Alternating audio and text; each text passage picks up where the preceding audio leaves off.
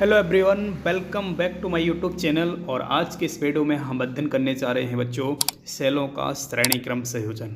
इसके पिछले वीडियो में हमने किरचॉफ के नियमों का अध्ययन किया है, पास्कल के नियमों का अध्ययन किया है फिजिक्स की सीरीज़ में, और आज फिजिक्स की सीरीज़ में अध्ययन करेंगे सेलों का श्रेणी क्रम संयोजन। काफ़ी इंपॉर्टेंट है बच्चों। और मैं बता दूं यहाँ पर कि मैं बिल्कुल शॉर्ट टर्म तरीके से यहाँ पर बताऊंगा, तो वीडियो के अंत तक रहिएगा। वीडियो आपको हेल्पफुल लगता है तो चैनल को सब्सक्राइब कीजिएगा, बेल आइकन ऑन कीजिएगा। चलिए स्टार्ट करते हैं। सबसे पहले देखिएगा, यहाँ पर आप हेडिंग डालिएगा। सबसे पहले कॉपी और कलम उठा लीजिएगा और सबसे पहले लिखेंगे आप श्रेणी क्रम संयोजन। क्लियर है?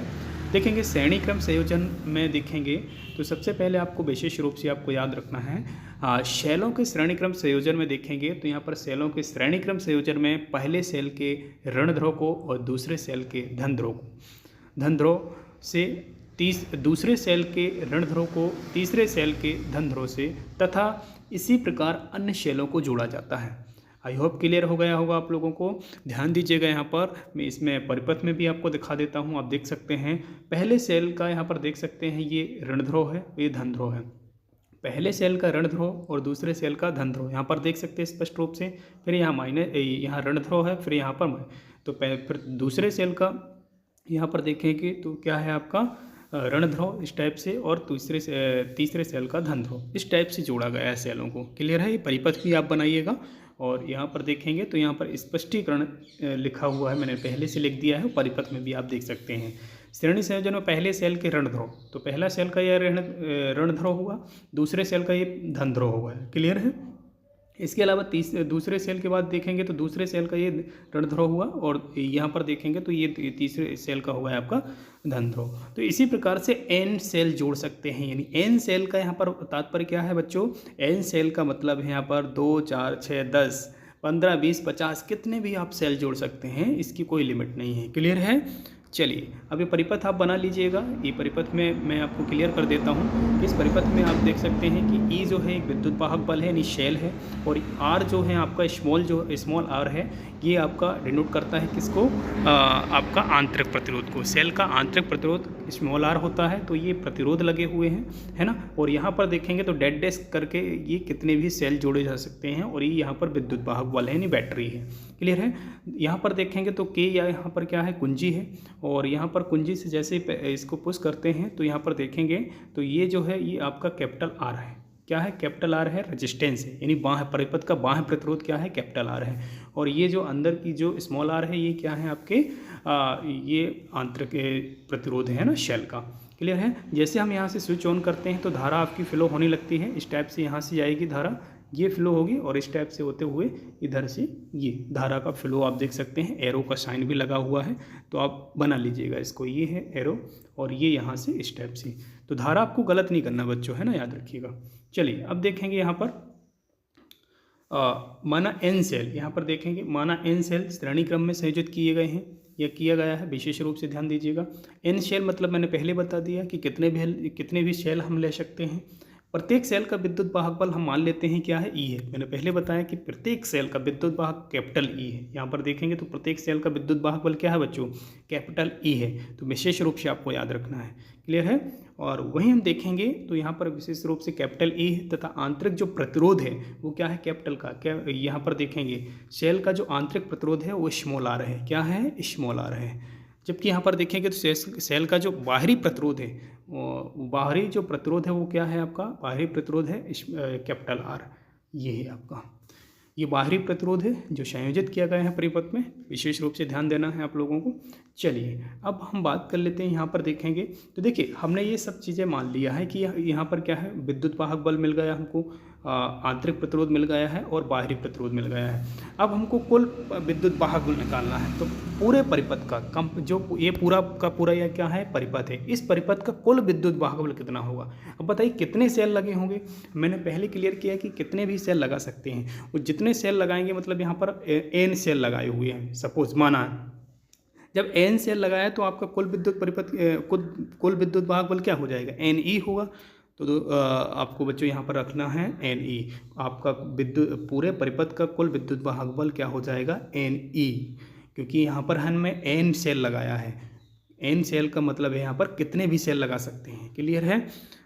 तो ये हो गया आपको विद्युत बाहुबल। संयोजन का कुल आंतरिक प्रतिरोध क्या है, तो स्पष्ट कर दूं मैं आपको कि संयोजन का यानी कुल परिपथ का जो आपका क्या है आंतरिक प्रतिरोध है वो क्या है आपका R है। अब देखिए यहाँ पर मैंने प्रतिरोध लगाया है, यहाँ पर रेजिस्टेंस लगे हुए हैं, लेकिन यहाँ पर दो रेजिस्टेंस आपको दिख रहे होंगे। तो आप बोलेंगे सर यहाँ पर तो 2 रेजिस्टेंस लगे हुए। मैंने बताया ना कि जितने सेल लगाएंगे उसके साथ साथ आप रेजिस्टेंस कितने भी लगा सकते हैं, तो नंबर ऑफ रेजिस्टेंस कितने भी लगा सकते हैं, इसलिए NR क्या हो जाएगा, N रेजिस्टेंस है ना, क्या हो जाएगा N। यहाँ पर आंतरिक प्रतिरोध क्या हो जाएगा, यहाँ पर आंतरिक प्रतिरोध हो जाएगा NR। क्लियर है। मुझे लगता है कि यहाँ तक किसी प्रकार का डाउट नहीं होना चाहिए आप लोगों को, और फिर भी एक बार कमेंट करके बताइए अगर किसी प्रकार का डाउट होता है। चलिए नेक्स्ट देखिएगा, यहाँ परिपथ का कुल प्रतिरोध कितना हो जाएगा। अब देखिए हमने आंतरिक प्रतिरोध निकाल लिया है, अब परिपथ का टोटल प्रतिरोध क्या हो जाएगा। देखिए आंतरिक जो प्रतिरोध है मैंने पहले बताया कि ये क्या है आपके आंतरिक प्रतिरोध है, तो NR हमने निकाला। NR क्या है आपका आंतरिक प्रतिरोध है यहाँ पर, तो NR और प्लस यहाँ पर देखेंगे तो ये कुल प्रतिरोध हमको निकालना है, तो NR क्या हो गया आपका आंतरिक प्रतिरोध, और बाहरी प्रतिरोध क्या हो गया आपका कैपिटल R। ये स्पष्ट रूप से पहले ही परिपथ में लिखा हुआ है, ये आप देख सकते हैं यहाँ पर कैपिटल R है। क्लियर है। अब देखेंगे हमने यहाँ तक कर लिया है, कोई दिक्कत की बात है नहीं यहाँ पर। तो अब देखिए ये आ गया आपका NR प्लस R। क्लियर है। अब यहाँ पर देखेंगे तो बच्चों इसको हम इस टाइप से लिख सकते हैं, कैपिटल R यानी R प्लस NR, इस टाइप से लिख सकते हैं, कोई समस्या नहीं है इधर।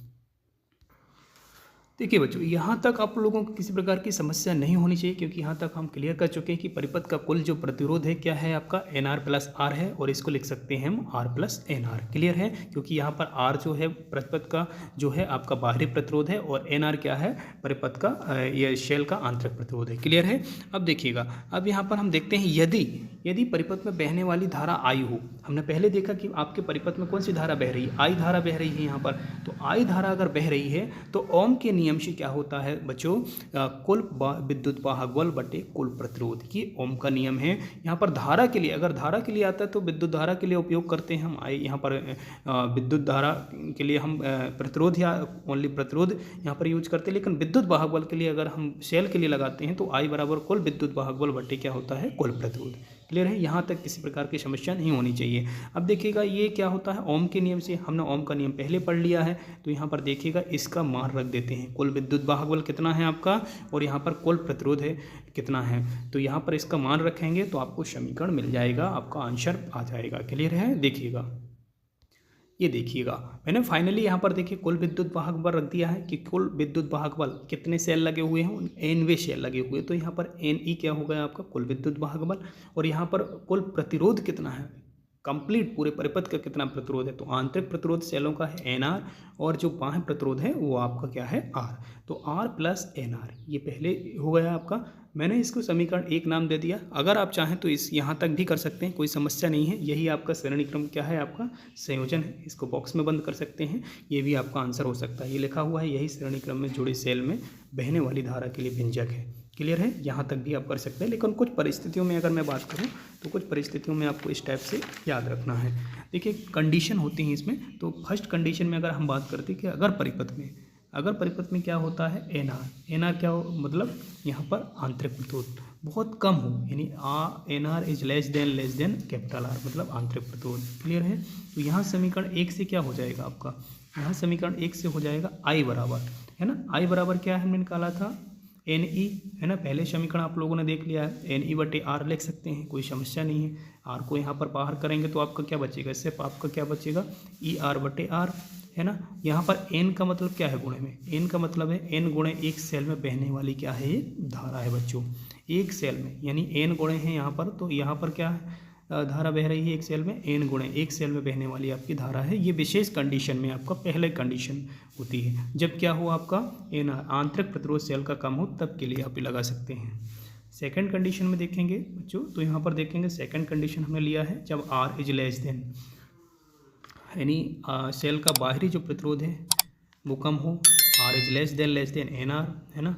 तो देखेंगे समीकरण 1 से इसका मान रखेंगे समीकरण 1 में, तो क्या होता है आपका NE बटे NR समीकरण 1 में है ना, और इसको देखिएगा N से N क्रॉस हो जाएगा, तो क्या बचेगा आपका E बटे R हो बचेगा, यानी E बटे R बराबर एक सेल में बहने वाली धारा है ना, ये बह रही है आपकी एक सेल में। क्लियर है। तो बच्चों हमने आज के इस वीडियो में हमने कवर किया है सेलों का श्रेणी क्रम संयोजन। आप मिलते हैं नेक्स्ट वीडियो में। अगर किसी प्रकार की समस्या है, किसी प्रकार का डाउट है तो आप कमेंट बॉक्स में कमेंट कीजिएगा, उसका आंसर आपको मिलेगा। मिलते हैं नेक्स्ट वीडियो में, तब तक के लिए जय हिंद।